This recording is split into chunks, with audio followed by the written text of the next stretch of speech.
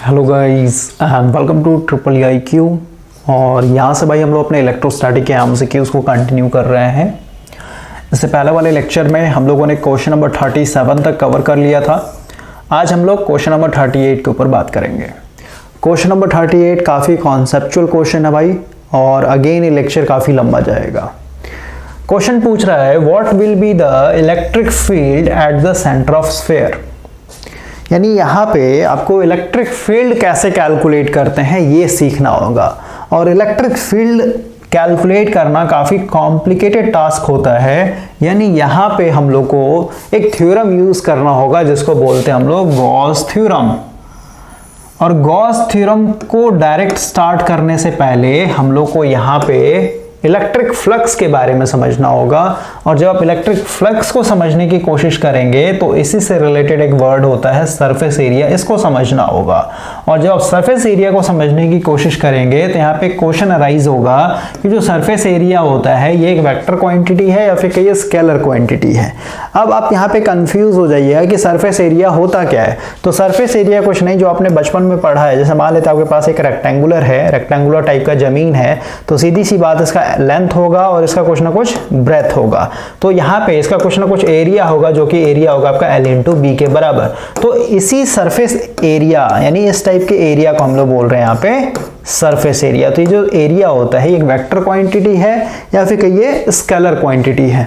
तो Gauss theorem को समझने के लिए आपको यहाँ पे दो चीज समझना होगा, इलेक्ट्रिक फ्लक्स, और इलेक्ट्रिक फ्लक्स को समझने से पहले यहाँ पे समझना होगा सरफेस एरिया। तो इन दोनों को पहले कवर करेंगे, लेकिन सबसे पहले आपको समझना है यहाँ पे कि थ्योरम का क्या मतलब होता है। तो थ्योरम का डेफिनेशन भाई मैंने आपको ऑलरेडी बताया था जब हम लोग बेसिक इलेक्ट्रिकल में थे। बेसिक इलेक्ट्रिकल में जब हम लोगों ने डीसी नेटवर्क स्टार्ट किया था, तो डीसी नेटवर्क के अंदर मान लेते हैं आपके पास कुछ इस तरीके का एक काफ़ी सिंपल सर्किट दिया गया है। ये मान लेते हैं आपका R1 है, ये आपका R2 है, यहाँ पे आपका बैटरी लगा हुआ है। तो अगर आपको यहाँ पे पूछेगा कि वोल्टेज ड्रॉप बताओ R1 के पास क्या होगा, या फिर पूछेगा आपसे वोल्टेज ड्रॉप बताओ R2 के पास क्या होगा, या फिर आपसे पूछेगा सर्किट के अंदर करंट क्या होगा, तो आपको पता है कि यहाँ पे सीधे सीधे हम लोग ओम्स लॉ वाला फॉर्मूला यूज कर लेंगे V = I × R। और यहाँ से हम लोग करंट निकाल सकते हैं I = V / R equivalent, R equivalent जहाँ पे R1 + R2 हो जाएगा। या फिर कहिए वोल्टेज डिवीजन रूल लगा, यहाँ पे आप यहाँ का वोल्टेज ड्रॉप बता सकते हैं या फिर यहाँ का वोल्टेज ड्रॉप बता सकते हैं। आपने इतना आसानी से बता दिया क्योंकि जो सर्किट था ये बहुत ही सिंपल था। कैसा है सर्किट? ये सिंपल सर्किट है। या फिर कहिए यही दोनों रजिस्टर जो होता है आपका अगर पैरेलल में लगा होता तो ये भी काफ़ी एक सिंपल सर्किट है। तो यहाँ पे भी आप अपना ओम्स लॉ वाला फॉर्मूला यूज़ करके R इक्विवेलेंट निकाल करके पूरा टोटल करंट ये सब बता सकते थे, या फिर वोल्टेज ड्रॉप ये सब बता सकते थे, राइट। या फिर पावर डिसिपेशन क्या होगा ये सब बता सकते थे। लेकिन अगर मैं यहाँ पे कुछ इस तरीके का सर्किट दे दूं,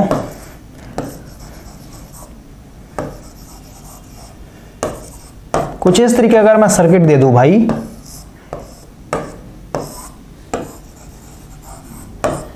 तो यहां पे अब आपको करंट पूछ दिया जाए या फिर वोल्टेज ड्रॉप पूछ दिया जाए किसी भी रेजिस्टेंस के पास का, तो आप नहीं बता पाइएगा क्योंकि ये जो है काफी कॉम्प्लिकेटेड सर्किट है। इसके अंदर आप देख रहे हैं दो बैटरी सोर्स लगा हुआ है, एक करंट सोर्स लगा हुआ है। तो कॉम्प्लिकेटेड सिचुएशन में हम लोग क्या करते हैं, थ्योरम का सहारा लेते हैं। और क्योंकि हम लोगों ने डीसी नेटवर्क में बहुत सारा थ्योरम पढ़ा हुआ था आपका, जैसे सुपरपोजिशन थ्योरम हो गया, नॉर्टन्स हो गया, थेवेनिन्स हो गया, मैक्सिमम पावर ट्रांसफर थ्योरम हो गया, मिलीमेंस थ्योरम हो गया, राइट। तो ये क्योंकि कॉम्प्लिकेटेड सर्किट है तो इस कॉम्प्लिकेटेड सर्किट को हम लोग डायरेक्ट नहीं सॉल्व कर सकते हैं। इसको हम लोग क्या करेंगे, सिंपल सर्किट में कन्वर्ट करेंगे। तो सिंपल सर्किट में इसको कन्वर्ट करने के लिए हम यहाँ पे यूज करेंगे थ्योरम। और हर एक थ्योरम का अपना अपना एक एप्लीकेशन होता है। तो क्योंकि यहाँ पे एक से अधिक वोल्टेज सोर्स या फिर करंट सोर्स लगे हुए हैं, तो वहां पे हम लोग सुपरपोजिशन थ्योरम यूज कर रहे थे। तो यहाँ पे सुपरपोजिशन थ्योरम यूज करके यानी एक सोर्स को अगर कंसीडर करेंगे तो बाकी के दो सोर्स को डेड मानना पड़ेगा। यानी 3 स्टेप में ये सर्किट सॉल्व होगा, यानी 3 स्टेप आपको यूज करना पड़ेगा, तब जाकर के सर्किट क्या हो जाएगा, ये काफी सिंपल सर्किट में कन्वर्ट हो जाएगा। और फिर आप वहां पे कुछ भी कैलकुलेट करके बता सकते हैं। करंट पूछेगा करंट, वोल्टेज ड्रॉप पूछेगा वोल्टेज ड्रॉप, पावर डिसिपेशन सब बता सकते हैं आप, राइट। यानी कॉम्प्लिकेटेड सिचुएशन में हम लोग हमेशा क्या करते हैं, थ्योरम का सहारा लेते हैं। क्लियर हुआ? थ्योरम एक हम लोग के पास ऐसा टूल है जो हम लोग को कॉम्प्लिकेटेड सिचुएशन से बहुत आसानी वे में बाहर निकालता है। तो यहां पे हम लोग पढ़ रहे हैं आज गॉस थ्योरम। ओके, तो गॉस मतलब समझ गए, साइंटिस्ट का नाम होगा, और थ्योरम मतलब समझ गए ये हम लोग को हेल्प करेगा किसी भी एक कॉम्प्लिकेटेड टास्क को इजी बनाने के लिए। और क्योंकि गॉस थ्योरम से हम लोग क्या कैलकुलेट करते हैं, टोटल इलेक्ट्रिक फ्लक्स, क्या निकालेंगे हम लोग यहां पे, टोटल इलेक्ट्रिक फ्लक्स। और अभी तक मैंने 2 से 3 वर्ड आपको बताया है जिससे आप फैमिलियर हैं। स्टार्ट करते हैं हम, यहां से हम लोग का लेक्चर स्टार्ट हो रहा है भाई। बिल्कुल बैकग्राउंड फ्रेम बनाते हुए चलेंगे, कोई भी जल्दीबाजी नहीं, बिल्कुल आराम से समझेंगे। देखिए 2 चैप्टर आपका काफी इंपॉर्टेंट हो जाता है इंजीनियरिंग में, ऑलरेडी बताया था मैंने आपको। एक है आपका इलेक्ट्रोस्टैटिक, ठीक है, दूसरा है आपका इलेक्ट्रोमैग्नेटिज्म। इलेक्ट्रोमैग्नेटिज्म, और अब मैं शॉर्टकट में लिखूंगा तो नोट्स अगर आप बनाइएगा तो अपना वहां पे प्रॉपर लिख लीजिएगा। इलेक्ट्रोस्टैटिक में मैंने आपको बताया था भाई, यहां पे हम लोग चार्ज के बारे में पढ़ते हैं, और चार्ज क्योंकि हम लोग के एटम के अंदर छुपा होता है, प्रोटॉन के चलते पॉजिटिव चार्ज, इलेक्ट्रॉन के चलते नेगेटिव चार्ज। और हम लोगों ने ये भी देखा था भाई कि अगर आपके पास कोई भी चार्ज है, मान लेते हैं Q कूलाम का चार्ज है, पॉजिटिव चार्ज है, तो अपना एक इलेक्ट्रिक फील्ड बनाता है। यहाँ पे फिर से एक वर्ड यूज कर रहा हूँ, इलेक्ट्रिक फील्ड। जो भी मैं वर्ड यूज कर रहा हूँ टेक्निकल वर्ड, उसके ऊपर आप फोकस कीजिए, ठीक है। इलेक्ट्रिक फील्ड, क्योंकि इलेक्ट्रिक फील्ड इनविजिबल होता है, लेकिन भाई हम लोग स्टडी कर रहे हैं, कॉपी पेन पे एक तरीके से काम कर रहे हैं, तो उसको दिखाने के लिए हम लोग क्या करते हैं, इसको इस तरीके से एरो से रिप्रेजेंट करते हैं। क्योंकि ये पॉजिटिव चार्ज है तो सीधी सी बात है, एरो को हम लोगों ने बाहर दिखा दिया। वही अगर आपका नेगेटिव चार्ज होता तो ये एरो आपका एक तरीके से अंदर की तरफ होता। तो अभी इलेक्ट्रिक फील्ड से आप फैमिलियर है कि कहीं पे भी चार्ज है तो अपना एक फील्ड बनाएगा, जिसको हम लोग इलेक्ट्रिक फील्ड बोल रहे हैं। वही आप इलेक्ट्रोमैग्नेटिज्म में आएंगे तो कहीं पे भी अगर आपके पास मैग्नेट रखा हुआ है, ये मान लेते हैं नॉर्थ पोल हो गया आपका इस तरीके से, इधर मान लेते हैं साउथ पोल हो गया, तो ये क्योंकि मैग्नेट है तो सीधी सी बात है, ये भी अपना क्या करेगा, एक तरीके से इस तरीके से मैग्नेटिक फील्ड बनाएगा। यहाँ पे अगेन मैंने एक वर्ड यूज किया है मैग्नेटिक फील्ड, शॉर्टकट में लिख रहा हूं मैग्नेटिक फील्ड। ओके, तो मैग्नेटिक फील्ड या फिर कहिए इलेक्ट्रिक फील्ड, ये दोनों टर्म से आप फैमिलियर होंगे। और इलेक्ट्रोस्टैटिक, इलेक्ट्रोमैग्नेटिज्म में सब क्यों पढ़ रहे हैं भाई, इतना क्यों डिटेल में जाता है सब लोग, क्योंकि हम लोग यही 2 कॉन्सेप्ट को यूज करके, जैसे इलेक्ट्रोमैग्नेटिज्म की बात करें तो भाई आपने इलेक्ट्रोमैग्नेटिज्म को समझ करके, मैग्नेटिक फील्ड क्या होता है, मैग्नेटिक फ्लक्स क्या होता है, फ्लक्स डेंसिटी क्या होता है, इंटेंसिटी क्या होता है, तो समझ करके आपने क्या बना लिया, ट्रांसफार्मर बना रखा है, मोटर बना रखा है, जनरेटर बना रखा है। वो सब हम लोग के डेली लाइफ में काफ़ी ज़्यादा हेल्प कर रहा है ना, काफ़ी ज़्यादा वो लग्जरी एक तरीके से ऐड कर रहा है हम लोग के लाइफ में। ओके, मोटर से आप एक तरीके से जब भी गर्मी लग रहा है फैन चला ले रहे हैं, फिर आपका जो छत पे टंकी रखा वो पानी भर जा रहा है, या फिर कहिए आपका पूरा का पूरा लोकोमोटिव आपके बोगी को खींच ले रहा है, ठीक है ना, बहुत जगह उसका एक तरीके से एप्लीकेशन है। तो इलेक्ट्रोस्टैटिक का भी अपना बहुत ज़्यादा एप्लीकेशन है, क्योंकि पूरा का पूरा इलेक्ट्रोस्टैटिक के कॉन्सेप्ट से हम लोग क्या कर रहे हैं, कैपेसिटर एक तरीके से डिजाइन करें। इसके बाद का जो टॉपिक है कैपेसिटेंस वाला, वो पूरा इलेक्ट्रोस्टैटिक के ऊपर ही बेस्ड है। तो बस कहने का मतलब यही है भाई, ये दोनों काफी इंपॉर्टेंट टॉपिक होता है, और दोनों में इलेक्ट्रिक फील्ड क्या होता है, मैग्नेटिक फील्ड क्या होता है, इससे आप फैमिलियर है। लेकिन आज हम लोग समझेंगे इलेक्ट्रोस्टैटिक के अंदर इलेक्ट्रिक फ्लक्स क्या होता है, या फिर कहिए इलेक्ट्रोमैग्नेटिज्म के अंदर आपका मैग्नेटिक फ्लक्स क्या होता है, ठीक है।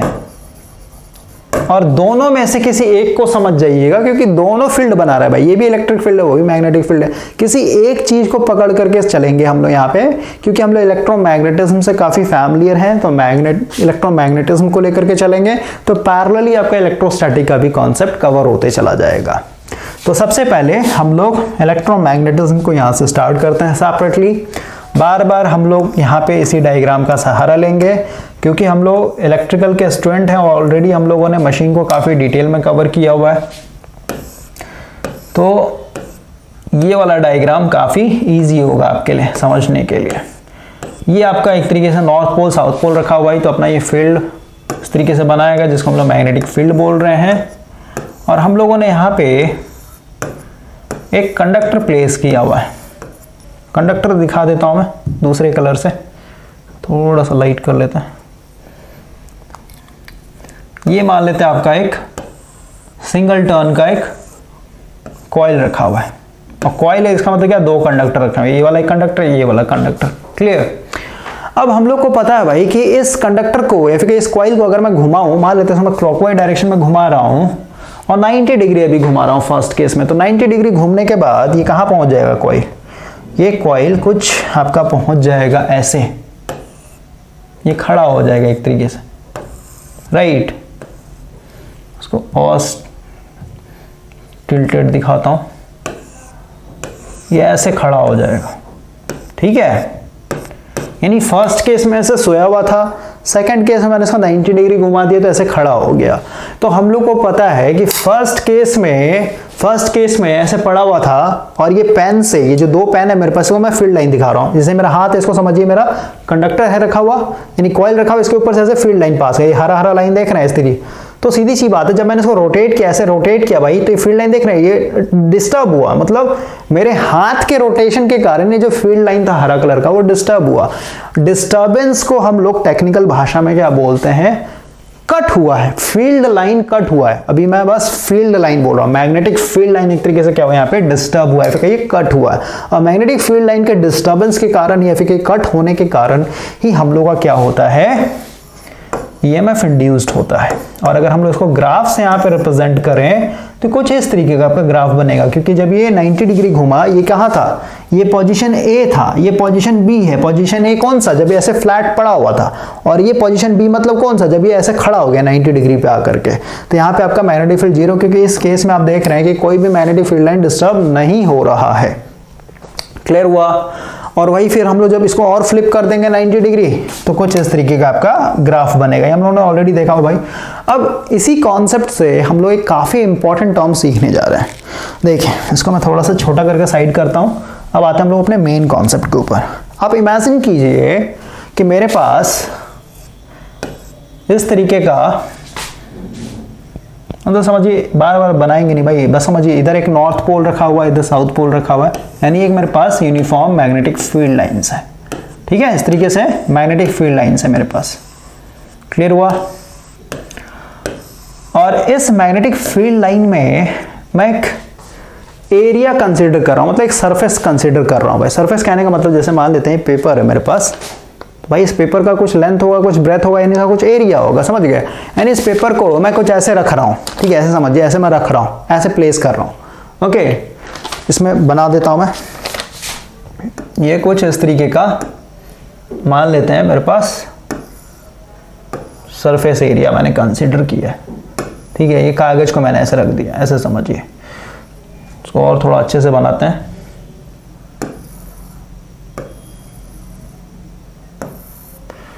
ये मेरा एक तरीके से सरफेस एरिया ऐसे रखा हुआ है। हाथ को भी आप लेकर चल सकते हैं। आई होप कि ग्रीन कलर को दिख रहा होगा भाई, सही है। तो अभी ये जो मैंने एरिया कंसीडर किया है, इसका कुछ लेंथ होगा और कुछ ब्रेथ होगा, है ना, समझ रहे हैं, जिसको मैं एरिया या फिर सरफेस एरिया। और सरफेस एरिया क्योंकि एक सरफेस मैंने लिया, ये पेपर क्या है, एक सरफेस है भाई, ठीक है, क्योंकि ये मेरा हाथ क्या एक सरफेस है, तो इस सरफेस का, इस हाथ का कोई क्या होगा, कुछ ना कुछ एरिया होगा, इसलिए हम क्या बोल रहे हैं इसको, कुछ सरफेस एरिया, इसका L/B होगा। तो अभी फर्स्ट केस में, केस नंबर 1, इसके अंदर से कितने फील्ड लाइन क्रॉस कर रहे हैं, अगर मैं काउंट करूं, 1 2 3 4 5, 5 फील्ड लाइन क्रॉस कर रहा है, 5 मैग्नेटिक फील्ड लाइन। ठीक है, फील्ड लाइन बोल रहा हूं मतलब मैग्नेटिक फील्ड लाइन एक तरीके से क्रॉस कर रहा है। क्लियर हुआ। सेकंड केस में आते हैं। जो मेरा मैग्नेटिक फील्ड था, वो मैग्नेटिक फील्ड वही है, वही सेम यूनिफॉर्म मैग्नेटिक फील्ड है मेरे पास। थोड़ा सा ऊपर ले लेते हैं। देखिए, केस 2, फील्ड वही है, मतलब नॉर्थ पोल साउथ पोल जो मेरा मैग्नेट था उसको मैं वैसे ही रहने दे रहा हूं, उसमें कोई चेंजिंग नहीं कर रहा हूं भाई। ठीक है, सेम फील्ड लाइन है, और जो मेरा सरफेस एरिया वो भी सेम है। ठीक है, सरफेस एरिया जो मैंने लिया था L/B, जो भी यहाँ पे आएगा, मान लेते हैं इसका इधर 5 सेंटीमीटर, इधर 10 सेंटीमीटर, यानी कितना हो जाए, 5 गुना यानी 50 सेंटीमीटर स्क्वायर। ठीक है, यहाँ पे जो मेरा सरफेस एरिया ये भी सेम है। बस मैं क्या कर रहा हूँ, पहले ऐसे रखा हो तो उसको मैं टिल्ट कर रहा हूँ, थोड़ा सा तिरछा कर रहा हूँ भाई। ठीक है, थोड़ा सा अगर मैं तिरछा करूंगा, थोड़ा सा अगर मैं टेढ़ा कर दूंगा इसको, तो टेढ़ा करने से, पहले ऐसे था फिर ऐसे कर दिया मैंने, ठीक है, तो टेढ़ा करने से आप देख रहे हैं कि इसके अंदर से जो नंबर ऑफ फील्ड लाइन पास करेगा, यानी अभी भी मेरा सरफेस एरिया वही है 50 सेंटीमीटर स्क्वायर, ठीक है, लेकिन अभी टेढ़ा करने से, इसको टिल्ट करने से, एक पर्टिकुलर एंगल झुकाने से, टेढ़ा कर देने से इसमें फील्ड लाइन देखिए कितना क्रॉस कर रहा है, 1 2 3 4, मात्र 4 फील्ड लाइन यहाँ पे पास कर रहा है। पहले कितना कर रहा था, 5 फील्ड लाइन पास कर रहा था, यहाँ पे कितना है, 4 फील्ड लाइन पास कर रहा है। क्लियर हो रहा है?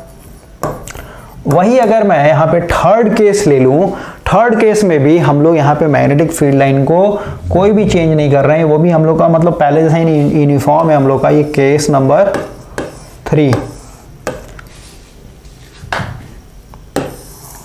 ये अभी भी मैग्नेटिक फील्ड लाइन वही वाले हैं।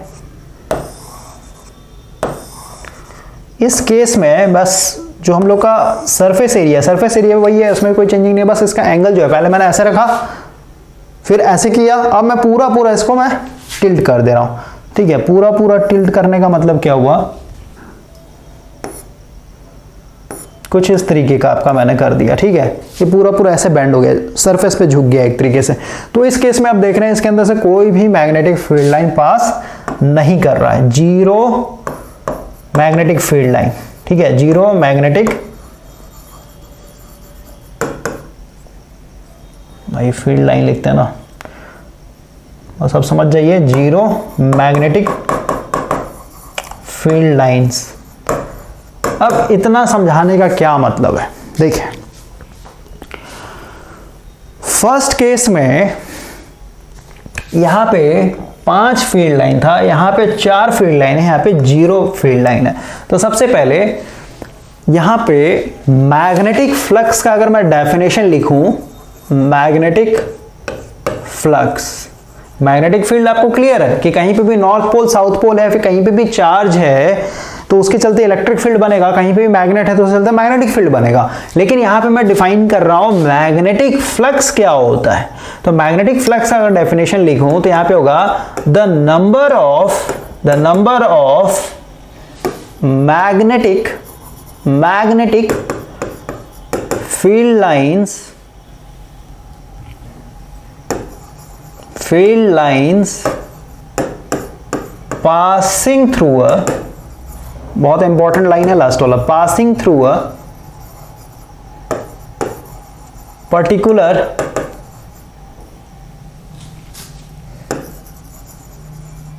एरिया, या फिर कहिए सरफेस एरिया। मतलब क्या हुआ, हम लोग का जो मैग्नेटिक फ्लक्स है जिसको हम लोग फाई से रिप्रेजेंट करते हैं, इसका डेफिनेशन बोला गया है भाई, जितने भी number of magnetic field line pass करेंगे एक पर्टिकुलर सरफेस एरिया से, वही उसका क्या होगा, फ्लक्स होगा। तो यहां पे आप देखिए ये मेरा एक तरीके से सरफेस एरिया था, कलर चेंज करता हूं, ये मेरा पूरा सरफेस एरिया था भाई, ठीक है। इस सरफेस एरिया से मेरा 5 फील्ड लाइन एक तरीके से क्रॉस कर रहा था, ठीक है। तो इस 5 फील्ड लाइन के क्रॉस करने के कारण ही इनको हम लोग क्या बोलेंगे कि मेरा फ्लक्स है, क्योंकि ये 5 मैग्नेटिक फील्ड लाइन क्या हो रहा है, पास कर रहा है एक पर्टिकुलर सरफेस एरिया से। तो इसको हम लोग बोलेंगे इस सरफेस एरिया, मतलब भाई जो भी नंबर ऑफ फील्ड लाइन पास कर रहे हैं ना एक पर्टिकुलर सरफेस एरिया से, वही मेरा फ्लक्स होता है। यानी इस केस में 5 फील्ड लाइन है, इसका मतलब क्या है, यहां पे मेरा फ्लक्स सबसे ज्यादा होगा। सेकंड वाले केस में, क्योंकि पहले ऐसे पड़ा हुआ था सरफेस एरिया, मैंने इसको ऐसे टिल्ट कर दिया, तो इस केस में मात्र 4 फील्ड लाइन एक तरीके से क्रॉस कर रहा है, और 4 फील्ड लाइन क्रॉस करने को ही हम लोग फ्लक्स बोल रहे हैं यहां पे। यानी यहां पे जो फ्लक्स होगा मेरा ये एक तरीके से कम जाएगा पहले वाले के केस में। अगर ये φ1 है, केस 1 के चलते φ1, ये केस 2 के चलते φ2, तो सीधी सी बात है φ1 मेरा ज्यादा है एज कम्पेयर टू φ2 के मुकाबले। और भाई केस 3 में क्योंकि हम लोगों ने पूरा ऐसे टिल्ट कर दिया, तो सीधी सी बात है यहाँ पे 0 मैग्नेटिक फील्ड लाइन है, मैग्नेटिक फील्ड ही 0 हो गया। इसका मतलब क्या हुआ कि यहाँ पे मेरा जो फ्लक्स होगा φ3, ये भी मेरा 0 होगा। क्लियर हो गया। मैग्नेटिक फ्लक्स का आपका भाई डेफिनेशन क्लियर हो जाना चाहिए, बहुत आराम तरीके से मैंने आपको समझाया है।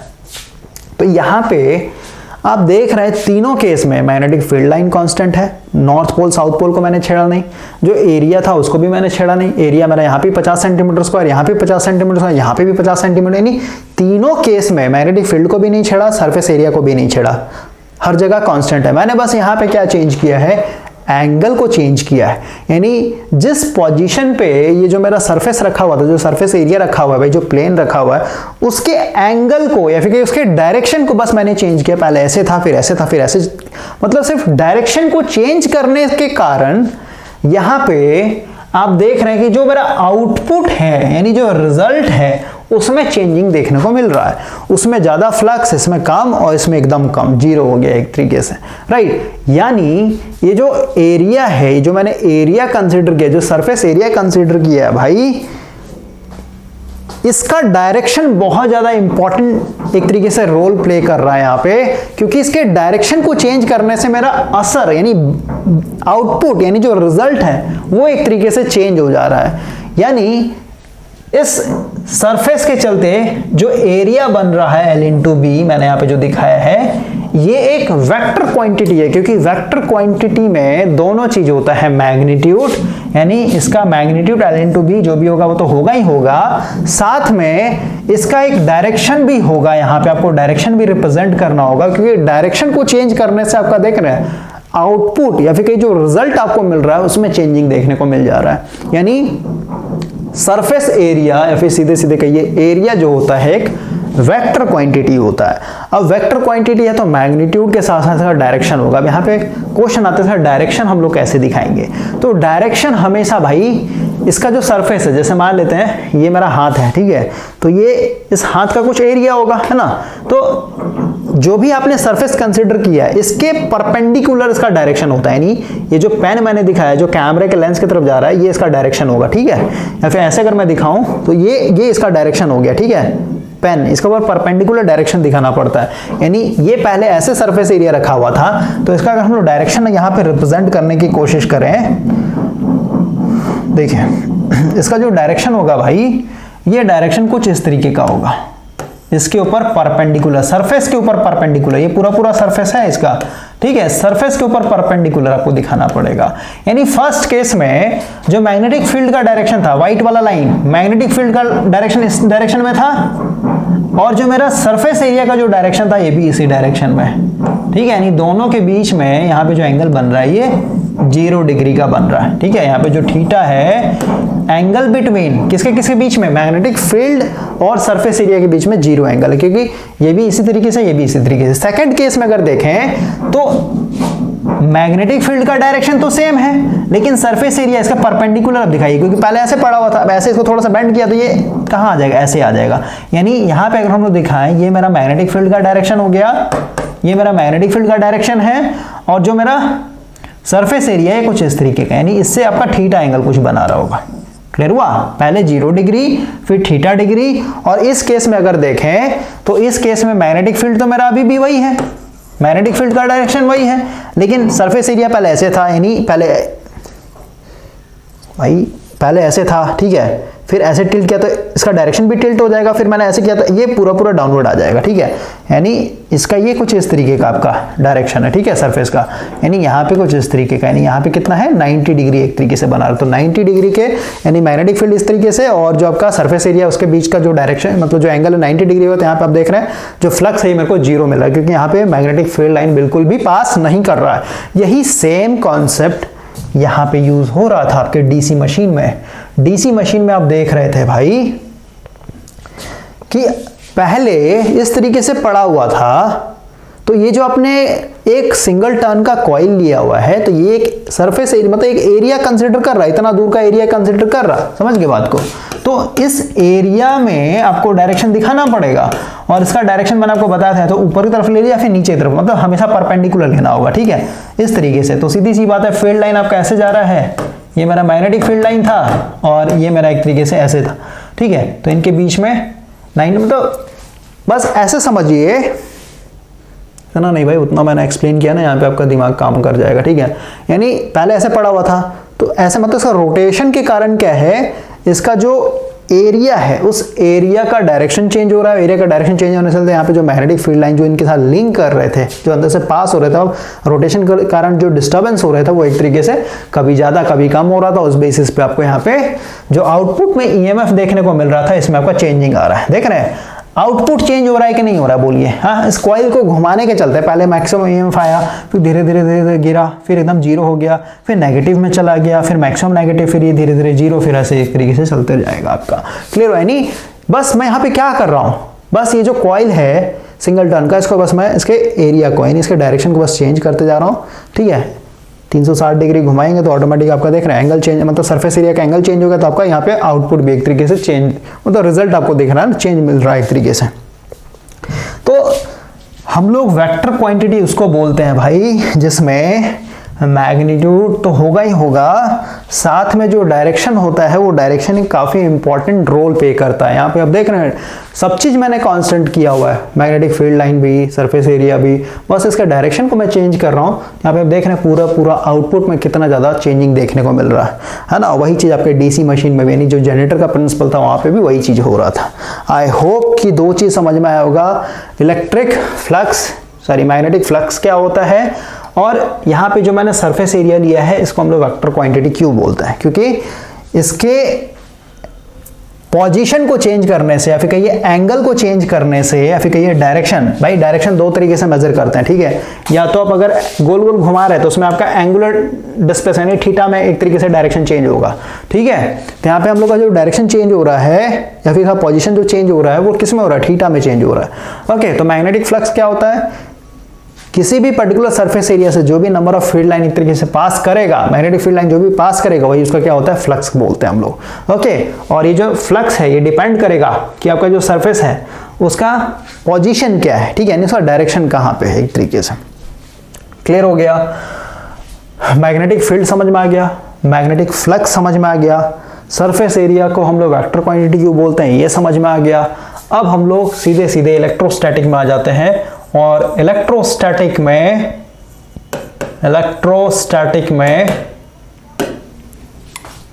कलर चेंज करते हैं भाई यहाँ पे।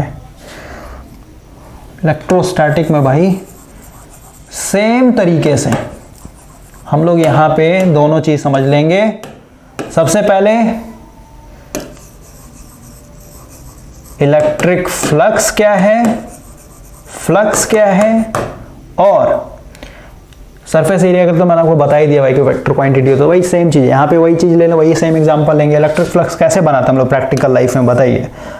यहाँ पे आप दो प्लेट ले लीजिए इस तरीके से, थोड़ा 3D बना देता हूँ मैं। ये मान लेते हैं मेरा प्लेट है, इधर एक और प्लेट ले लेते हैं, और इसको बस कुछ नहीं, मेरे को चार्ज प्रोवाइड कर देना है। तो चार्ज प्रोवाइड करने के लिए इसको आप बैटरी से जोड़ दीजिए, इसको पॉजिटिव से जोड़ देते हैं, इसको नेगेटिव से जोड़ देते हैं, तो ऑटोमेटिक क्या हो जाएगा, प्लस प्लस पूरा इलेक्ट्रॉन खींच लेगा बैटरी का पॉजिटिव टर्मिनल, फिर प्लस चार्ज की तरह बिहेव करेगा, ये आपका नेगेटिव चार्ज की तरह बिहेव करेगा, है ना।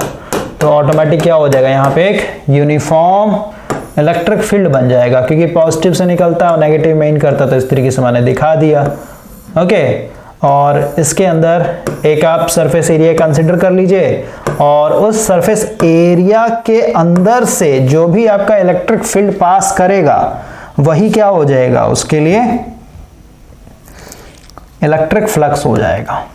ठीक है, ये एक सरफेस एरिया मैंने कंसिडर कर लिया, और इसके अंदर अभी 1 2 3 4 5 6 फील्ड लाइन क्रॉस करो, उसके चलते आपको फ्लक्स मिलेगा। अब इसके सरफेस एरिया के एंगल को आप चेंज कीजिए, यानी डायरेक्शन को आप चेंज कीजिए, इस तरीके से आप इसको घुमा दीजिए, रोटेट कीजिए, पहले ऐसे फिर ऐसे फिर ऐसे, तो सीधी सी बात है आपका यहाँ पे इलेक्ट्रिक फील्ड भी यूनिफॉर्म है, सरफेस एरिया भी यूनिफॉर्म है, लेकिन इसके एंगल को चेंज करने के कारण, यानी डायरेक्शन को चेंज करने के कारण जो आपका अलग अलग केस में जो आपको फ्लक्स देखने को मिलेगा, इलेक्ट्रिक फ्लक्स जो देखने को मिलेगा, जो उसके अंदर से field line, electric field line जो पास हो रहा है उसमें आपको चेंजिंग देखने को मिलेगा। इस केस में सबसे ज्यादा, फिर थोड़ा टिल्ट किया तो कम, और टिल्ट किया तो और कम, इस तरीके से पैरेलल कर दिए तो एकदम जीरो हो जाएगा। इसीलिए हम यहाँ पे बोल रहे हैं सरफेस एरिया एक वेक्टर क्वांटिटी है, क्योंकि इसके डायरेक्शन को चेंज करने से जो मेरा आउटपुट देखने को मिल रहा है, आउटपुट हम लोग किस टर्म में देख रहे हैं, इलेक्ट्रिक फ्लक्स के टर्म में देख रहे हैं, कि इसके अंदर से जो इलेक्ट्रिक फ्लक्स है वो एक तरीके से कम बेसी हो रहा है। ठीक है, तो इलेक्ट्रिक फ्लक्स का भी डेफिनेशन वही है, the number of electric field lines, वहां पे मैग्नेटिक फील्ड लाइन था, यहाँ पे electric field lines passing through a particular surface area. I hope कि इतना क्लियर हो गया होगा। अब हम लोग भाई आगे बढ़ते हैं। देखिए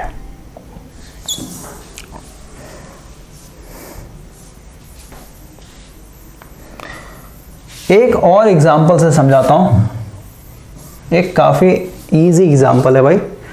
जैसे देखिए वेक्टर क्वांटिटी क्या होता है, ठीक है। वेक्टर क्वांटिटी बहुत लोगों को समझ में नहीं आता है, मैग्नीट्यूड और डायरेक्शन का क्या मतलब होता है। जैसे समझिए, मान लेते हैं मेरे पास एक आयरन का ब्लॉक है, ठीक है, लोहे का बॉक्स है, समझ लीजिए आयरन का बॉक्स है और काफ़ी भारी है भाई। इसके अंदर मान लेते हैं कुछ भी आपका हैवी चीज़ें रखा हुआ है। अब इस बॉक्स को हम लोगों ने सरफेस पे रखा हुआ है, ठीक है, ये आपका ज़मीन है, ज़मीन पे हम लोगों ने रखा हुआ है। अब इसके ऊपर मान लेते हैं मैं कुछ इस डायरेक्शन में फोर्स लगा रहा हूँ, ठीक है, तिरछा फोर्स लगा रहा हूँ, स्लैंट एंगल में फोर्स लगा रहा हूँ, इस डायरेक्शन में आपका फोर्स जा रहा है। तो सीधी सी बात है, इस फोर्स के कारण इस ब्लॉक में क्या होगा, मूवमेंट होगा, यानी डिस्प्लेसमेंट होगा। मान लेते हैं पोजीशन ए पे रखा हुआ था, अब ये बॉक्स जो है आपका फोर्स लगने के कारण ये पहुंच गया पोजीशन बी के पास। ओके, ये पहुंच गया आपका यहाँ पे आयरन बॉक्स, ठीक है। तो यहाँ पे क्वेश्चन आता है कि जो अपने फोर्स लगाया, तो फोर्स के चलते यहाँ पे आपका देख रहा है डिस्प्लेसमेंट हो रहा है, ए से बी तक का आपका डिस्प्लेसमेंट हो गया, यानी फोर्स और डिस्प्लेसमेंट दोनों हो रहा है। तो आपको पता है कि वर्क डन होगा, क्योंकि हम लोग को पता है वर्क डन का फॉर्मूला क्या होता है, फोर्स इनटू डिस्प्लेसमेंट। लेकिन यहाँ पे क्वेश्चन है कि जो फोर्स आपने लगाया है, इस फोर्स के चलते ये पूरा वर्क डन हो रहा है या फिर इसके अंदर और भी। तो हम लोग को पता है भाई इस फोर्स एक वेक्टर क्वांटिटी है, यानी इसको हम लोग, यानी फोर्स के अगर डायरेक्शन को चेंज करेंगे तो जो हम लोग का आउटपुट जो है यानी जो वर्क डन होगा वो चेंज हो जाएगा। कैसे, देखिए ये जो फोर्स है, इस फोर्स को हम लोग दो पार्ट में तोड़ सकते हैं। अगर मैं इसको एक्सिस पे दिखाऊं इस तरीके से, ये मेरा एक्स एक्सिस हो गया, वाई एक्सिस हो गया, तो जो फोर्स है ये इस डायरेक्शन में, इसको मैं अगर ऐसे दिखा दूं, ये मेरा मेन फोर्स था जो कि इस बॉक्स के ऊपर लगा है, तो इस फोर्स को हम लोग दो कंपोनेंट में तोड़ सकते हैं। यानी जो फोर्स है, जो एफ फोर्स लगा हुआ न्यूटन का, ये दो पार्ट से बना होता है, एक हो जाएगा ये और एक हो जाएगा आपका ये, ठीक है। इसको हम लोग बोलते हैं एफ कॉस थीटा। कैसे आता है एफ कॉस थीटा, तो सीधी सी बात है, इसको आप ऐसे मिला लीजिए, तो इस ट्रायंगल के अंदर आप जब आप चलेंगे तो सीधी सी बात है क्या हो जाएगा, आपका हाइपोटेनस है परपेंडिकुलर, ये आपका बेस, यानी बेस निकालना है। तो हम लोग को पता है कॉस थीटा इक्वल टू क्या होता है, b बाय एच। तो हम लोग को बेस चाहिए, तो बेस इक्वल टू क्या हो जाएगा आपका h इंटू कॉस थीटा, और h कुछ नहीं यही तो है, ये परपेंडिकुलर, इसको हम लोगों ने क्या बोला, ये मेरा f है, f न्यूटन का, इसका मैग्नीट्यूड हम लोग को पता है। तो h के जगह क्या लिख देंगे, f हो जाएगा, h के जगह मेरा f हो जाएगा, और कॉस थीटा की जगह क्या हो जाएगा भाई, ये चाहिए ना, ठीक है, ये यानी इनके बीच में जो भी एंगल होगा वो। ओके, तो ये हो गया एफ कॉस थीटा, और एक हो जाएगा मेरा एफ साइन थीटा, ये नीचे वाला आएगा आपका एफ साइन थीटा। ओके, तो ये आप सीधे सीधे कह सकते हैं जो फोर्स था मेरा, ये फोर्स दो कंपोनेंट से मिलकर बना हुआ था, एक आपका एक्स कंपोनेंट जो हम लोग एफ कॉस थीटा बोल रहे हैं, और एक आपका एफ साइन थीटा यानी वाई कंपोनेंट का बना हुआ था मिलकर के। तो यहाँ पे दो फोर्स लग रहे हैं, इसको मैं अगर दिखाऊं, एक तो नीचे की तरफ लग रहा है इस डायरेक्शन में, और एक आपका इस डायरेक्शन में लग रहा है फोर्स।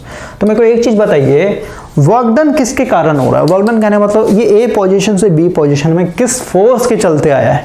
तो हम लोग को पता है ये जो फोर्स लग रहा है नीचे की तरफ एफ साइन थीटा, क्योंकि ये नीचे की तरफ लग रहा है भाई, तो बताइए जो जिस डायरेक्शन में अपना फोर्स लगा है उस डायरेक्शन में कोई डिस्प्लेसमेंट हो रहा है क्या, नीचे की तरफ फोर्स लगा रहे हैं आप, यानी इस मेन फोर्स का एक कंपोनेंट नीचे की तरफ फोर्स लगा रहा है, लेकिन बताइए नीचे के डायरेक्शन में कोई भी डिस्प्लेसमेंट देखने को मिल रहा है नहीं, यानी यहाँ पे यानी नीचे के तरफ आपका फोर्स तो लग रहा है एफ साइन थीटा, लेकिन डिस्प्लेसमेंट यहाँ पे जीरो है, तो ओवरऑल क्या हो जाएगा, वर्क डन भी आपका जीरो हो जाएगा। यानी इस फोर्स के कारण कोई भी वर्क डन नहीं हो रहा है। अब वही अगर हम लोग इस कंपोनेंट की अगर बात करें, इस वाले कंपोनेंट की बात करें अगर भाई, तो यहाँ पे आप देख रहे हैं यहाँ पे फोर्स लग रहा है मेरा एफ कॉस थीटा, और क्योंकि देख रहे हैं जिस डायरेक्शन में मेरा फोर्स लग रहा है उसी डायरेक्शन में मेरा डिस्प्लेसमेंट भी हो रहा है, तो सीधी सी बात है यहाँ पे मेरा कुछ ना कुछ वर्क डन होगा, एफ कॉस थीटा इंटू जो भी मेरा डिस्प्लेसमेंट हुआ है वो, यानी जिस डायरेक्शन में आप फोर्स लगा रहे हैं उसी डायरेक्शन में अगर आपका डिस्प्लेसमेंट होगा तो वहां पे आपका वर्क डन मिलेगा। जिस डायरेक्शन में आप फोर्स लगा रहे हैं उस डायरेक्शन में डिस्प्लेसमेंट नहीं देखने को मिल रहा है तो उस डायरेक्शन में आपका कोई भी वर्क डन नहीं होगा। क्लियर हो गया? यानी फोर्स एक वेक्टर क्वांटिटी है और यहां पे आपने देखा कि इस फोर्स का दो कंपोनेंट मैंने तोड़ के दिखाया, दोनों का डायरेक्शन अलग अलग, एक तो इधर की तरफ लग रहा है, एक नीचे की तरफ लग रहा है। यानी ये भी एक फोर्स है, ये भी एक फोर्स ही है, लेकिन इसका डायरेक्शन मैंने चेंज कर दिया, इसका डायरेक्शन नीचे की तरफ लग रहा है भाई। तो देख रहा है डायरेक्शन चेंज करने के कारण इसके ऊपर कोई भी वर्क डन देखने को नहीं मिल रहा है। लेकिन वही ये वाला जो फोर्स था जो इस डायरेक्शन में लग रहा है, क्योंकि इसका डायरेक्शन बस अंतर था, डायरेक्शन में बस चेंजिंग था, डायरेक्शन चेंज होने के कारण ही क्या हो रहा है, यहाँ पे डिस्प्लेसमेंट देखने को मिल रहा है। तो इसलिए हम लोग बोलते हैं कि फोर्स जो होता है एक वेक्टर क्वांटिटी होता है, क्योंकि इसका डायरेक्शन बहुत ज्यादा मायने रखता है कि किस डायरेक्शन, क्योंकि डायरेक्शन चेंज करने से आपका क्या हो रहा है, आउटपुट में चेंजिंग देखने को मिल रहा है। इस वाले डायरेक्शन के चलते आपका आउटपुट जीरो है, यानी कोई भी देखने को नहीं मिल रहा है, और इस वाले के चलते आपको देखना आउटपुट यहाँ पे कुछ ना कुछ मिल रहा है। और यहाँ पे जो थीटा होता है भाई, थीटा क्या होता है, एंगल बिटवीन किसके किसके बीच में, फोर्स और जो आपका डिस्प्लेसमेंट हो रहा है उसके बीच में। क्योंकि फोर्स और डिस्प्लेसमेंट भी इसी डायरेक्शन में, फोर्स भी इसी डायरेक्शन में, यानी cos थीटा क्या हो जाएगा, जीरो हो जाएगा एक तरीके से। इसलिए हम लोग क्या लिखेंगे इसको, F इंटू मतलब फोर्स इंटू डिस्प्लेसमेंट लिखा जाता है। क्लियर हुआ? तो इस चीज को आप दिमाग में रखिएगा, काफी बेसिक चीज था। अब हम लोग आते हैं डायरेक्ट गॉस थ्योरम के ऊपर। देखिए गॉस थ्योरम क्या होता है भाई, अगर मैं यहाँ पे डेफिनेशन लिखूं, थोड़ा सा मैं इसका डेफिनेशन लिखता हूं भाई। गॉस थ्योरम का डेफिनेशन पहले समझ लीजिए, क्योंकि एमसीक्यूज में कभी आपसे डेफिनेशन डाल देगा और डेफिनेशन नहीं पढ़िएगा तो दिक्कत हो जाएगा।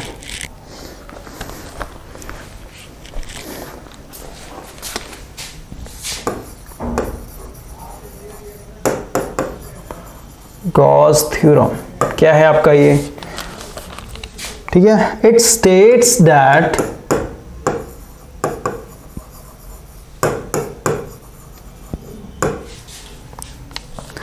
the total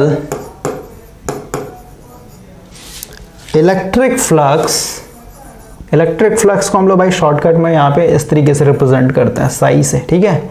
इसका मतलब समझिए इलेक्ट्रिक फ्लक्स है, टोटल इलेक्ट्रिक फ्लक्स थ्रू अ,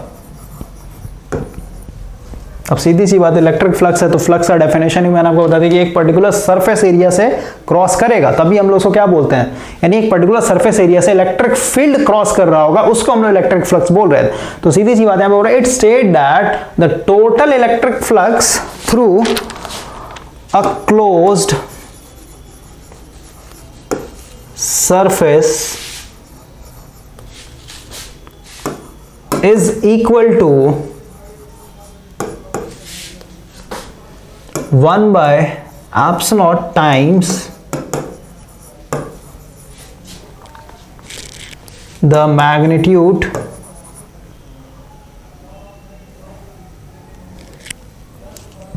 सुनता नहीं होगा, 1 by epsilon naught times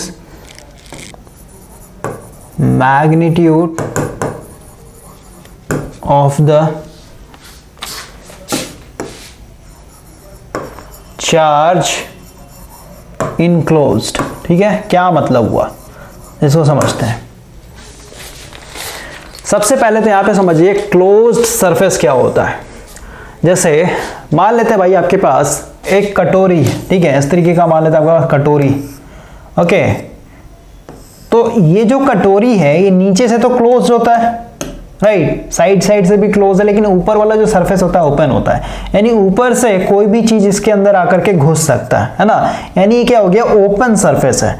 close surface का मतलब क्या होता है, अगर आप मान लेते हैं ऊपर से आपने एक प्लेट रख दिया, उस प्लेट को प्रॉपर तरीके से सील कर दिया है ना, वेल्ड कर दिया है, तो सीधी सी बात है अब इस कटोरी के अंदर में किसी भी चीज को अगर जाना होगा तो इस कटोरी के आउटर सरफेस को पेनिट्रेट करके जाना पड़ेगा, उसके अंदर छेद करके जाना पड़ेगा, यानी इसको हम लोग बोलते हैं क्लोज्ड सरफेस। जिसके अंदर भी आपको पेनिट्रेट करके अंदर घुसना पड़े उसको हम लोग बोलते हैं क्लोज्ड सरफेस, ओके। जैसे फुटबॉल हो गया, तो फुटबॉल क्या है, एक क्लोज्ड सरफेस है भाई, क्योंकि इसके अंदर आप नहीं घुस सकते हैं, आपको घुसने के लिए पेनिट्रेट करके उसको फाड़ना पड़ेगा, छेद करना पड़ेगा। या फिर कहीं आपका प्लास्टिक वाला बॉल हो गया, वो सब क्या है, एक तरीके से क्लोज्ड सरफेस है, ठीक है। तो क्लोज सरफेस समझ में आ गया। Equal to 1 by epsilon, 1 by epsilon times मतलब होता है multiply the magnitude of charge, मतलब जो भी चार्ज इसके अंदर रखा हुआ है, ठीक है, मान लेते क्यू नॉट। अब देखिए समझाता हूँ, इसको ब्रेक करके समझाता हूँ क्या होता है। जैसे मान लेते हैं आपके पास एक फुटबॉल है, ठीक है, तो फुटबॉल कैसा होता है, स्फेरिकल शेप का होता है, ठीक है। फुटबॉल आपका एक क्या है, क्लोज्ड सरफेस है भाई, ठीक है। अब मान लेते हैं उस फुटबॉल के अंदर आपने एक चार्ज रखा हुआ है, क्यू कूलम का चार्ज रखा हुआ है, तो सीधी सी बात है ये क्या करेगा अपना, इस तरीके से इलेक्ट्रिक फील्ड बनाएगा, राइट। ये आपका इलेक्ट्रिक फील्ड इस तरीके से बनाएगा। और मैंने आपको बताया भाई कि कहीं पे भी अगर इलेक्ट्रिक फील्ड बना रहा है और अगर आपने इस चार्ज को एक सरफेस एरिया, एक क्लोज्ड सरफेस एरिया के अंदर रखा हो, तो सीधी सी बात है फील्ड लाइन क्या हो रहा है, देख रहे हैं ये जितना भी इलेक्ट्रिक फील्ड लाइन है ये एक पर्टिकुलर सरफेस एरिया से अंदर से होकर के क्रॉस कर रहा है, सब गुजर रहा है एक तरीके से, ठीक है। तो गॉस थ्योरम यही बोलता है कि अगर आपके पास कोई चार्ज है, वो चार्ज एक तरीके से क्लोज्ड सरफेस के अंदर इनक्लोज्ड है, मतलब इसको आपने अंदर डाल रखा है, तो जो टोटल इलेक्ट्रिक फ्लक्स बनेगा, जो टोटल इलेक्ट्रिक फ्लक्स होगा ये होता है आपका 1 बाय एप्सिलॉन। एप्सिलॉन कहने का मतलब क्या है, ये जो आपका क्लोज सरफेस है ना भाई, इसके अंदर फ्री स्पेस है। अगर वही मान लेते कोई मीडियम होता, एयर होता या फिर कहिए ऑयल होता, कोई भी अगर मीडियम होता तो यहाँ पे आपको 1 बाय ई नॉट तो होता ही होता, साथ में आपको 1 ER भी दिखाना पड़ता, मतलब रिलेटिव परमिटिविटी को भी रिप्रेजेंट करना पड़ता। लेकिन अभी हम लोग यहाँ पे मान के चल रहे हैं ये जो मेरा क्लोज सरफेस है ये पूरा क्या है, फ्री स्पेस में एक तरीके से, ओके। तो ये टोटल इलेक्ट्रिक फ्लक्स जो होगा ये होगा आपका 1 बाय एप्सिलॉन इनटू जो भी आपने इसके अंदर चार्ज को इनक्लोज किया हुआ है, तो मैंने क्यू चार्ज को इनक्लोज किया हुआ, तो ये आपका Q से मल्टीप्लाई हो जाएगा। क्लियर हो गया? फिर कहेंगे जो टोटल इलेक्ट्रिक फ्लक्स होगा ये होगा चार्ज बाय एप्सिलॉन। क्लियर हो गया? अब इसको हम लोग थोड़ा सा प्रूफ करेंगे, ठीक है, इसको थोड़ा सा प्रूफ करते हैं कि ये सही बात है या गलत बात है। देखिए, और यहां पे एक और डेफिनेशन हम लोग लिखेंगे प्रूफ करने के लिए। देखिए यहां पे लिखता हूं प्रूफ, ठीक है। तो अभी आप एक कंसिडर कीजिए कि मेरे पास एक क्लोज सरफेस है, स्फेरिकल क्लोज सरफेस है, कोई भी आप सरफेस ले सकते हैं, ठीक है। आप कोई भी आर्बिटरी यानी अपना कोई भी रैंडम सरफेस भी ले सकते हैं इस तरीके से, लेकिन अभी हम लोग एक स्फेरिकल सरफेस लेकर के चल रहे हैं। एक फुटबॉल है मेरे पास समझिए, या फिर कहिए एक गोल्फ वाला बॉल है। फुटबॉल क्या हो गया, एक हॉलो हो गया भाई, क्योंकि फुटबॉल अंदर से खोखला होता है, और वही अगर आप फुटबॉल वाला या फिर सॉरी गोल्फ वाला बॉल ले लेते हैं छोटा वाला, वो क्या होता है, सॉलिड होता है, राइट। तो दोनों के लिए आप कोई भी कंसिडर हॉलो भी ले सकते हैं या फिर कहिए आप सॉलिड भी लेके चल सकते हैं। तो बस समझिए मेरे पास एक क्लोज्ड सरफेस है, ये हॉलो है या फिर सॉलिड है, इससे हम लोग को लेना देना नहीं, बस समझिए क्लोज्ड सरफेस है, स्फेरिकल सरफेस यानी फुटबॉल को कंसीडर कीजिए, और इसके बीच में यानी सेंटर में हम लोगों ने क्यू कूलम का चार्ज रखा हुआ इस तरीके से, ठीक है। तो सीधी सी बात है ये अपना क्या करेगा, इस तरीके से इलेक्ट्रिक फील्ड लाइन बनाएगा, राइट। और अभी हम लोग को यहां पे इसके सरफेस पे जो आपका स्फेरिकल क्लोज सरफेस है, जो भी हम लोग का फुटबॉल लिया हो भाई, इसके सरफेस पे क्या देख रहे हैं, इतना सारा इलेक्ट्रिक फील्ड लाइन बन रहा है, हर जगह इलेक्ट्रिक फील्ड लाइन इस तरीके से बनाएगा ये। और हम लोगों ने देखा था कि जहां पे भी इलेक्ट्रिक फील्ड लाइन होगा वहां पे आपका इलेक्ट्रिक फ्लक्स होगा, क्योंकि यहाँ पे हम लोगों ने एक सरफेस एक तरीके से कंसिडर किया हुआ है, राइट। तो हम लोग को यहाँ पे टोटल इलेक्ट्रिक फ्लक्स बताना है, ठीक है। इस स्फेरिकल बॉडी के सरफेस के ऊपर टोटल इलेक्ट्रिक फ्लक्स कितना होगा। तो अभी मान लेते हैं मेरे पास कोई गॉस थ्योरम में सब कुछ नहीं आता, मैं क्या करूंगा, मैं मैनुअली एक तरीके से निकालने की कोशिश करूंगा। मैनुअली कैसे निकालेंगे, सबसे पहले मैं यहाँ पे एक छोटा सा एक सरफेस एरिया ले रहा हूं, ठीक है, काफी छोटा सा, ठीक है। अब सीधी सी बात है, जो मैंने छोटा सा सरफेस एरिया लिया है तो इसका अपना खुद का डायरेक्शन होगा। तो जो भी हम लोग सरफेस एरिया लेते हैं उसका डायरेक्शन हम लोग हमेशा क्या दिखाते हैं, परपेंडिकुलर दिखाते हैं, यानी इस सरफेस के ऊपर परपेंडिकुलर होगा ऐसे। क्लियर हुआ? और क्योंकि मैंने काफी छोटा सा सरफेस एरिया लिया है तो जो इलेक्ट्रिक फील्ड होगा भाई, जो इलेक्ट्रिक फील्ड होगा यहाँ पे इलेक्ट्रिक फील्ड भी एक तरीके से एग्जिस्ट करेगा। इसको दूसरे पेन से दिखाते हैं, भाई जो छोटा सा सरफेस एरिया आपने यहाँ पे कंसिडर किया है, इसका अपना खुद का एक डायरेक्शन होगा जो कि मैंने इसके सरफेस के ऊपर परपेंडिकुलर दिखा दिया। और यहाँ पे क्योंकि इलेक्ट्रिक फील्ड भी मैंने यहाँ पे हर जगह इलेक्ट्रिक फील्ड होगा ना, कहीं पे भी छोटा सा सरफेस एरिया ले लीजिए इस फुटबॉल के, कहीं पे भी फुटबॉल पूरा क्या है, एक तरीके 3D है एक तरीके से, समझिए आप। ओके, तो कहीं पे भी आप छोटा सा सरफेस एरिया लीजिएगा, आई होप कि ये समझ में आ रहा होगा। भाई आप फुटबॉल को कंसिडर कीजिए ना, फुटबॉल क्या है एक तरीके से, यहाँ पे बॉल भी तो नहीं है, फुटबॉल समझिए आपका ये 3D है, तो हर जगह से फील्ड लाइन ऐसे, इधर से ऐसे हर जगह से फील्ड लाइन, मेरी तरफ भी फील्ड लाइन एक तरीके से निकलेगा। ओके, तो कहीं पे भी आप जो छोटा सा सरफेस एरिया कंसिडर कर रहे हैं, मान लेते हैं छोटा सा सरफेस एरिया लिया आपने, ds लिया, d का मतलब होता है काफी स्मॉल, ठीक है, तो इसका अपना एक डायरेक्शन होगा, तो वही मैंने डायरेक्शन दिखा दिया सरफेस के ऊपर परपेंडिकुलर, ठीक है। अब सीधी सी बात है, जो छोटा सा सरफेस एरिया है वहां पे इलेक्ट्रिक फील्ड भी बन रहा होगा, काफी छोटा सा इलेक्ट्रिक फील्ड बन रहा होगा, है ना।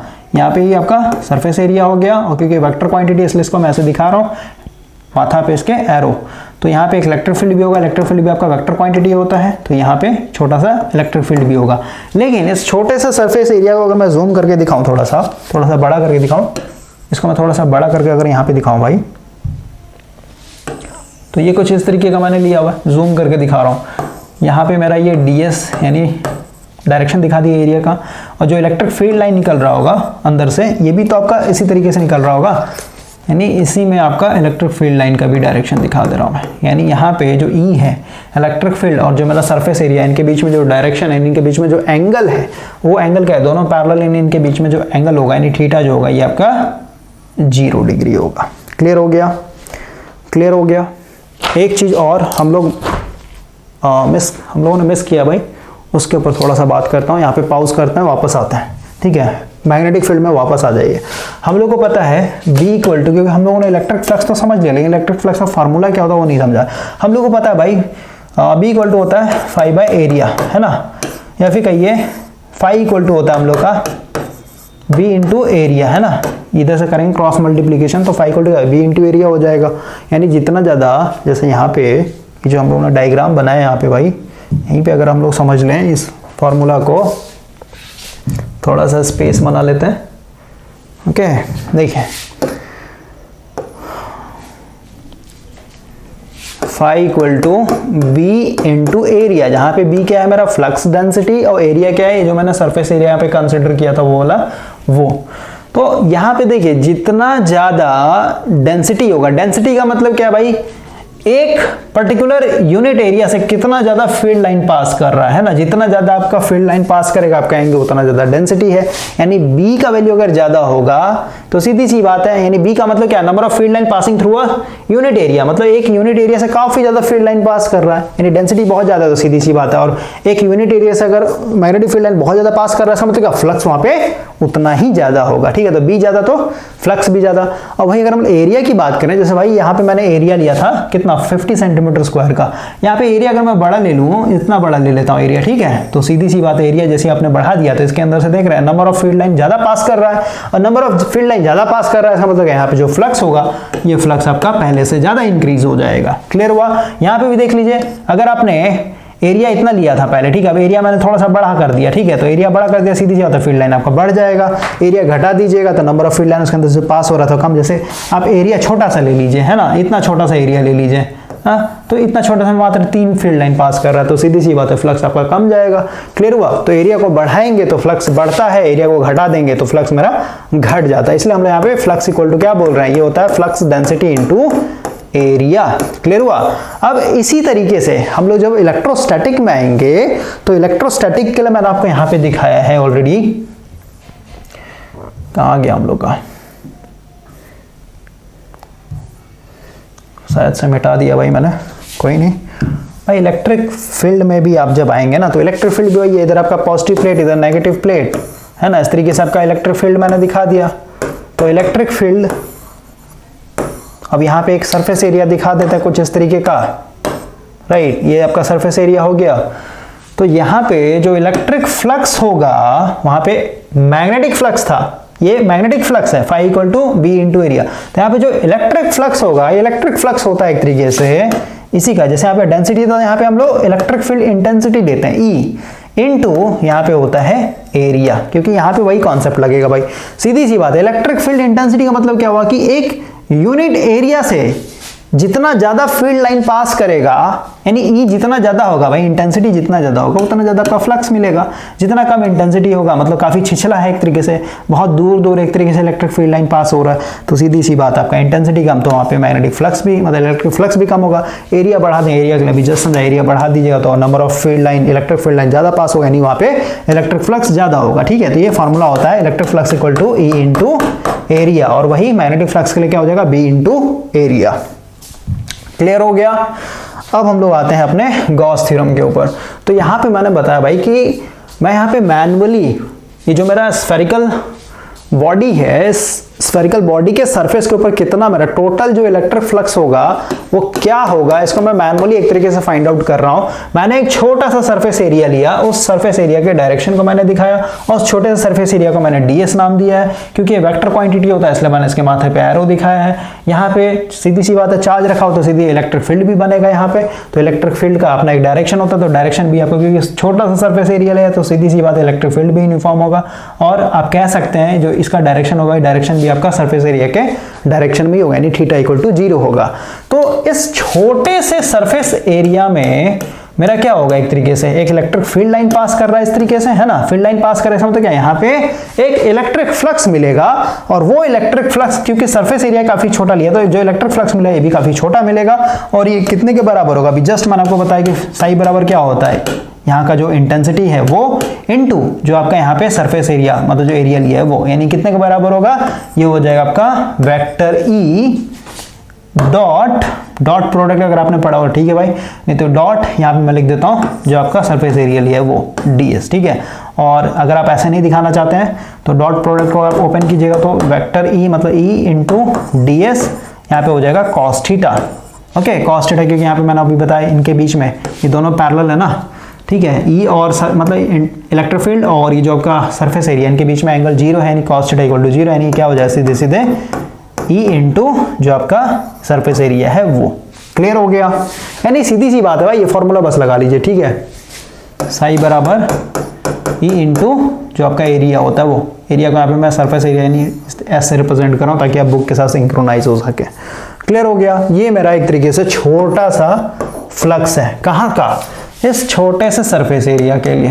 ठीक है, अब हम लोग को पता है कि इतने ही छोटे छोटे छोटे छोटे सरफेस एरिया हर जगह अगर मैं कंसीडर करूं पूरे बॉल पे, फुटबॉल के ऊपर, तो और सबको अगर मैं जोड़ दूंगा तो मेरे को क्या मिल जाएगा, टोटल इलेक्ट्रिक फ्लक्स मिल जाएगा। यानी ये जो छोटा सा मेरे पास इलेक्ट्रिक फ्लक्स आया हुआ है भाई इस छोटे से सरफेस एरिया के चलते, इसको मैं इंटीग्रेट करूंगा। क्लियर हो गया, और इंटीग्रेशन का मतलब ये होता है एक तरीके से ऐड कर देना। ओके, तो इसको हम लोग इंटीग्रेट कर देंगे। तो मेरे पास जो यहाँ पे फ्लक्स था स्मॉल फ्लक्स डी साई, ये आया मेरा एक तरीके से छोटा सा वहाँ पे जो इलेक्ट्रिक फील्ड था वो, इनटू जो मेरा सरफेस एरिया था वो, इनटू जो cos थीटा था वो। तो cos थीटा क्योंकि इसके बीच में एंगल 0 था इसलिए इसको मैं यहाँ से पहले हटा देता हूँ, 1 हो गया एक तरीके से। अब इसका हम लोग क्या करेंगे, इंटीग्रेशन करेंगे, और क्योंकि ये क्लोज्ड सरफेस है इसलिए हम लोग इसको क्लोज्ड इंटीग्रल बोलते हैं। ठीक है, समझ में आया। अगर यहाँ पे एक डेफिनेशन लिखूं, थोड़ा सा पॉज होता है, एक डेफिनेशन लिखता हूँ। ठीक है, गॉस थ्योरम का एक और डेफिनेशन होता है भाई, उसको लिख देता हूँ मैं। देखिए वही है Gauss theorem, in other words आप कह सकते हैं, इन अदर वर्ड्स पहला तो डेफिनेशन मैंने आपको समझा दिया, क्या था, Gauss theorem states that the total electric flux through a close surface is equal to, क्या था आपका, 1/एप्सिलॉन टाइम्स आपका जो भी चार्ज इनक्लोज है वो। ये मेरा फर्स्ट डेफिनेशन था। अब सेकंड डेफिनेशन है, जो भी हम लोग मैथमेटिकल मैनुअल प्रोसेस कर रहे हैं एक तरीके से कैलकुलेट करने के लिए, इन अदर वर्ड्स यानी दूसरे लैंग्वेज में अगर हम लोग इसको समझने की कोशिश करें तो इसका डेफिनेशन क्या बोल रहा है, Gauss theorem states that the surface integral, ठीक है, ये जो पूरा सरफेस है इसका छोटा सा एरिया लेकर के फिर क्या करेंगे, इस तरीके छोटे छोटे छोटे छोटे सरफेस से ही बना हुआ है, यानी पूरे सरफेस का क्या करेंगे, इंटीग्रेशन करेंगे। तो वही बोल रहा है, states that the surface integral या फिर कहिए इंटीग्रेशन, दोनों सेम है, ठीक है, the surface integral of the electric field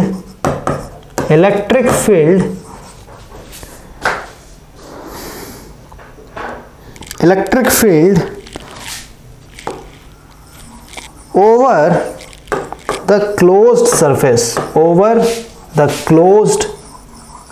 surface is equal to 1 by epsilon times the charge enclosed, मतलब जो भी हम लोगों ने चार्ज इनक्लोज्ड के इतने के बराबर हम लोग को मिलेगा, वही आज हम लोग यहाँ पे प्रूव कर रहे हैं। तो यही लिखा हुआ है कि सरफेस का इंटीग्रेशन करेंगे, ठीक है, surface integral of the electric field. देख रहे हैं इंटीग्रेशन में आपका इलेक्ट्रिक फील्ड आ रहा है कि नहीं आ रहा, उस छोटे से चलते, ठीक है। अब इसी का हम लोग भाई इंटीग्रेशन कर देंगे, इसका इंटीग्रेशन करेंगे तो ऑटोमेटिक आपके इतने के बराबर आ जाएगा। सो नेक्स्ट पेज पे इंटीग्रेशन करते हैं फटाफट। यहाँ पे इंटीग्रेशन, यहाँ पे टोटल इलेक्ट्रिक फ्लक्स मिलेगा और इसका इंटीग्रेशन कर रहे हैं। ई यहाँ पे जो इलेक्ट्रिक फील्ड इंटेंसिटी, यानी यहाँ पे जो आपका जो छोटा सरफेस एरिया भाई, यहाँ पे जो आपका इलेक्ट्रिक फील्ड है, इसका पहले हम लोग वैल्यू देखते हैं, इसका वैल्यू कितना होगा। तो हम लोग ऑलरेडी बात किया उसका। फिर यहाँ पे जो आपका ds है, इसका जब इंटीग्रेशन करेंगे तो ऑटोमेटिक क्या हो जाएगा, क्योंकि पूरे सरफेस एरिया का यानी स्फेयर का जो वॉल्यूम होता है यानी 4 पाई आर स्क्वायर के बराबर होगा, यानी इसका इंटीग्रेशन करेंगे ds का, क्योंकि ds क्या था, एक छोटा सा सरफेस एरिया था। आपको पूरा कितना करना, पूरे स्फेयर का करना, तो स्फेयर का सरफेस एरिया कितना होता है आपका 4 पाई आर स्क्वायर, है ना। तो इसका तो ये हो जाएगा, लेकिन हम लोग को यहाँ पे इलेक्ट्रिक फील्ड का वैल्यू चाहिए, क्या होगा, तो इसको हम लोग फाइंड आउट करते हैं। हम लोगों ने ऑलरेडी देखा था कि कहीं पे भी अगर आपके पास चार्ज है तो अपना एक इलेक्ट्रिक फील्ड बनाएगा इस तरीके से। और हम लोगों ने ये भी देखा था भाई कि अगर हम लोग इन्फिनिटी से अगर कोई टेस्ट चार्ज उठा करके लाते हैं इसके इलेक्ट्रिक फील्ड में, तो सीधी सी बात है यहाँ पे एक फोर्स लगेगा और ये फोर्स बाहर तरफ लगेगा, क्योंकि ये टेस्ट चार्ज हमेशा पॉजिटिव चार्ज होता है, बी पॉजिटिव को धकेलेगा बाहर की तरफ। और मैंने आपको बताया था जो भी फोर्स लगेगा इस चार्ज के ऊपर, वही उसका क्या होता है, इलेक्ट्रिक फील्ड इंटेंसिटी होता है। लेकिन हम लोग यहाँ पे इलेक्ट्रिक फील्ड चाहिए, यानी यहाँ पे जो फोर्स लगेगा, सबसे पहले मैं बताऊँ फोर्स क्या लगेगा, इन्फिनिटी से इस चार्ज को उठा करके इस इलेक्ट्रिक फील्ड में लेकर के आइए तो चार्ज के ऊपर फोर्स क्या लगेगा, इस टेस्ट चार्ज के ऊपर रिपल्सिव फोर्स क्या लगेगा। ये जो मेरा मेन चार्ज है, मान लेते Q है, Q इंटू जो मेरा टेस्ट चार्ज है Q not divided by 4 pi E naught E are. मान लेते कोई मीडियम होगा तो इसलिए ई आर लेके चल रहा हूँ। इनके बीच में जो डिस्टेंस होगा, मान लेते जो पॉइंट है ए और ये जो मेन चार्ज इसके बीच में डिस्टेंस आर है, तो आर स्क्वायर। ये फोर्स लग रहा था, इतना फोर्स लगेगा रिपल्सिव फोर्स। हम लोगों ने एक और चीज देखा था भाई कि ये जो भी आप टेस्ट चार्ज उठा करके लाएंगे तो इस पे एक और फोर्स लगता है, यानी जो फोर्स का मैग्नीट्यूड होगा, ये फोर्स होता है डायरेक्टली प्रोपोर्शनल होता है इस फील्ड का स्ट्रेंथ कितना है, यानी इस चार्ज के जो फील्ड लग रहा है उसका स्ट्रेंथ कितना है। और ये जो आप चार्ज उठा करके लेकर के आ रहे हैं इन्फिनिटी से एक पर्टिकुलर पॉइंट में, यानी एक पर्टिकुलर पॉइंट के ऊपर, तो उस चार्ज का मैग्नीट्यूड कितना है, यानी यहाँ पे F इक्वल टू होता है इलेक्ट्रिक फील्ड कितना स्ट्रांग है वो, जितना ज्यादा स्ट्रांग होगा उतना ज्यादा फोर्स लगेगा, जितना कम होगा उतना कम फोर्स लगेगा, इनटू जो आप बाहर से चार्ज लेकर के आ रहे हैं वो कितना स्ट्रांग है उसके ऊपर।